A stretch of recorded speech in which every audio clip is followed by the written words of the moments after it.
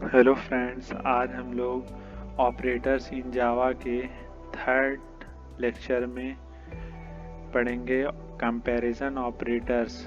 सो first operators है equal to operator. So basically ये operator हमें एक बूलियन वैल्यू रिटर्न करते हैं अगर स्टेटमेंट सही होता है, अदरवाइज अगर फॉल्स होता है तो ये, अगर स्टेटमेंट ट्रू नहीं होता है तो ये फॉल्स वैल्यू रिटर्न करते हैं। जैसे हमने एक वेरिएबल x ले लिया और दूसरा वेरिएबल y ले लिया, जिसमें हमने 10 की x इक्वल टू 10 इनिशलाइज कर दिया and y equal to 10 initialise कर दिया। हम चेक करेंगे x इक्वल टू y है, x में भी अगर 10 होगा y में भी 10 होगा तो ये एक बूलियन वैल्यू रिटर्न कर देगा ट्रू, अगर नहीं होगा तो फॉल्स रिटर्न कर देगा। अगर जैसे हमने यहाँ पर x इक्वल टू 10 ले लिया, y इक्वल टू 20 ले लिया, तो देखेंगे x does not equal to y। अगर 10 20 के बराबर नहीं है तो सही बात है, तो ये ट्रू रिटर्न कर देगा, वरना फॉल्स रिटर्न कर देगा। अगर x की वैल्यू हमने 20 ले ली, y की वैल्यू 10 ले ली, तो x ग्रेटर देन y रहेगा, 20 ग्रेटर देन 10 रहेगा, जो कि ट्रू है, ये ट्रू वैल्यू रिटर्न कर देगा। सो चलो ये हम लोग एक एक करके अपने प्रोग्राम में इन ऑपरेटर्स को इम्प्लीमेंट करते हैं।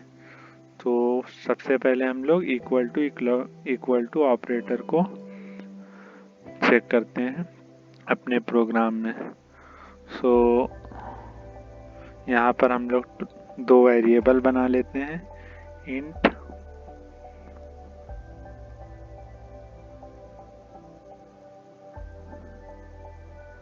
पहला वेरिएबल x होगा इसमें 10 इनिशलाइज करेंगे, दूसरा वेरिएबल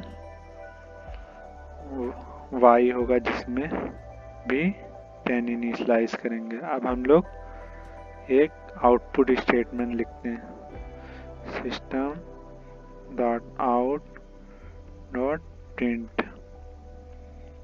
अभी हम लोग यहाँ पर इन दोनों वेरिएबल्स पर इक्वल टू ऑपरेटर को यूज़ करेंगे। अगर वो कोई भी ट्रू या फॉल्स वैल्यू रिटर्न करता है तो उसको हम लोग इस system dot out dot print statement से उसको आउटपुट स्क्रीन पर प्रिंट करवा देंगे। So x equal to y, so 10 equal to 10 जो कि सही है, तो ये एक बूलियन वैल्यू रिटर्न करेगा जो कि होगी ट्रू।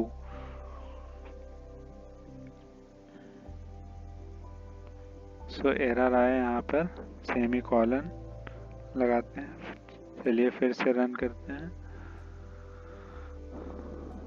ये देखिए एक ट्रू वैल्यू आउटपुट में रिटर्न होकर आ चुकी है।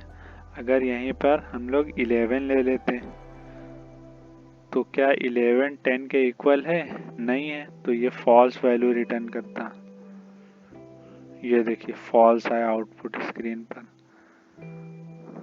तो चलिए अब हम लोग अपना नेक्स्ट ऑपरेटर देखते हैं, नॉट इक्वल टू। जब कोई वैल्यू नॉट इक्वल टू होगी तो ये ट्रू रिटर्न करेगा, अदरवाइज फॉल्स रिटर्न करेगा। तो इसको भी चलिए हम लोग अपने कंपाइलर पर देख लेते हैं। अब 10 does not equal to 11, so it will return true। जो 10 है वो 11 के इक्वल नहीं होगा, जो कि सही है। 10 11 के इक्वल नहीं होगा, तो ये एक ट्रू वैल्यू रिटर्न करेगा। सो हम लोग रन करते हैं,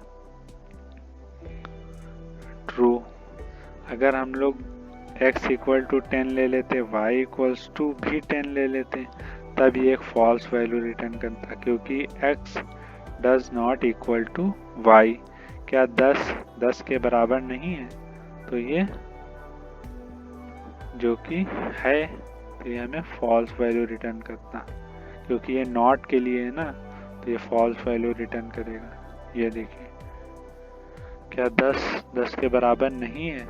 ये तो है, तो ये फॉल्स वैल्यू रिटर्न करेगा, नहीं होते तो ट्रू रिटर्न करता।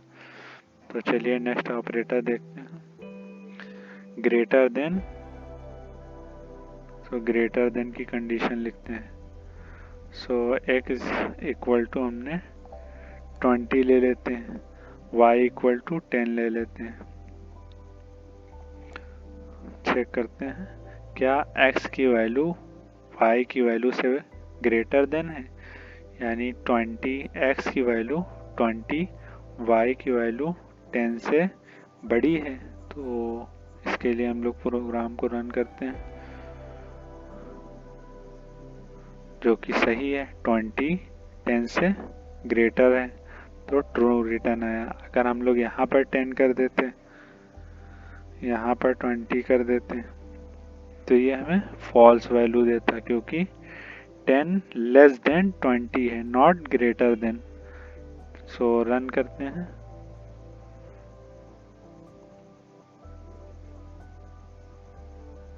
ये देखिए फॉल्स वैल्यू दी।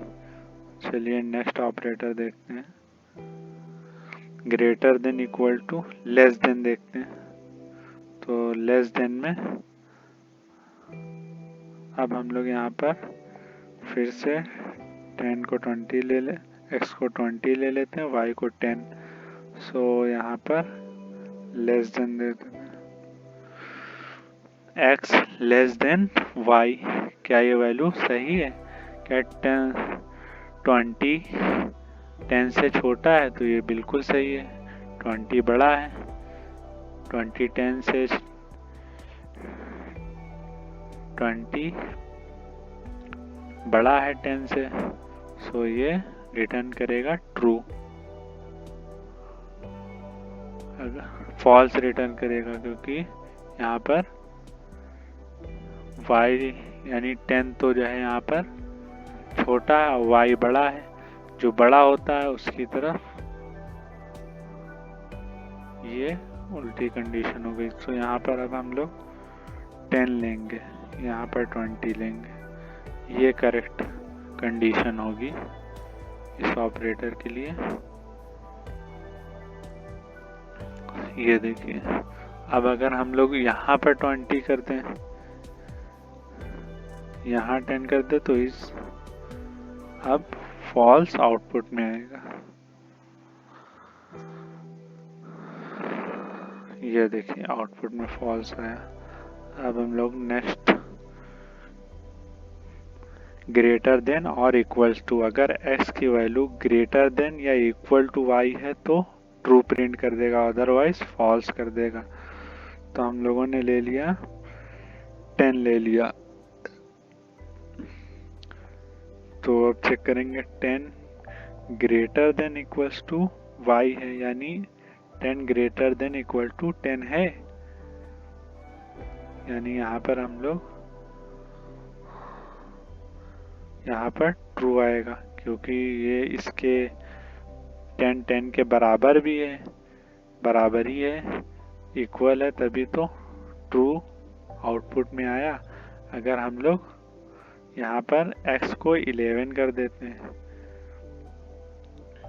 तब भी आउटपुट में ट्रू स्टेटमेंट आएगा, क्योंकि जो है जो x की वैल्यू है या तो y से बड़ी हो या y के बराबर हो। तो यहाँ पर x की वैल्यू y से बड़ी है तो भी ट्रू आएगा।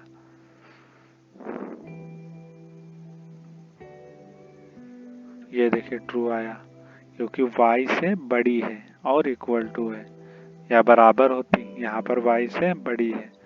अगर यहाँ पर हम लोग इधर 11 दे देते और यहाँ पर 10 दे देते, तो ये कंडीशन बिल्कुल ही ऑफ साइड हो जाती, सो यहाँ पर फॉल्स आउटपुट में आता। तो नेक्स्ट ऑपरेटर देखते हैं, लेस देन और इक्वल टू। सो इसको हम लोग इम्प्लीमेंट करते हैं। अगर x की वैल्यू y से छोटी है या बराबर है तो हमें ये ट्रू प्रिंट करा दे। तो x की वैल्यू 10 है, y की 11 है, तो ये क्या प्रिंट कराएगा? यहाँ पर ट्रू प्रिंट होगा।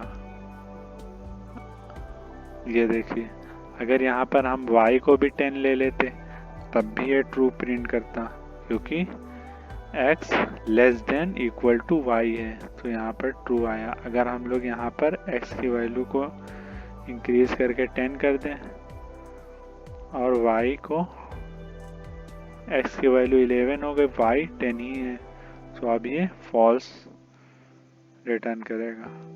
सो आई होप आप लोगों को